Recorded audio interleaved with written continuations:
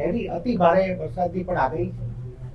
તમામ જિલ્લાઓમાં જે રીતે તૈયારી થઈ છે એમ રાજકોટમાં પણ આપણે સિટી લેવલે પહેલા તો અમારા તમામ કર્મચારીઓની અમે રજા રદ કરવાનો નિર્ણય ગઈકાલે કરી દીધો છે. આરએમસીમાં તમામ કર્મચારીઓ જો રજા ઉપર હશે તો એમને હાજર પાછા થવાનું છે, કોઈ નવી રજા મૂકવાની નથી. બીજું, અમે તમામ ઓફિસર્સ ખાસ કરીને ડેપ્યુટી કમિશનર્સ એને ઝોનમાં અમે ચાલુ વરસાદે પાણી ભરાયું છે એની તમામ જગ્યાઓના સુપરવિઝનનું પણ સોંપ્યું છે. અને જે દર વર્ષની આપણી એસઓપી પ્રમાણે જે વિસ્તારોમાં પાણી ભરાવાની સમસ્યા રહે છે ત્યાં અમે અત્યારે સિનિયર ઓફિસર્સને આજ બપોર પછી અમે ત્યાં સ્થળ ઉપર એમને મૂકી રહ્યા છીએ.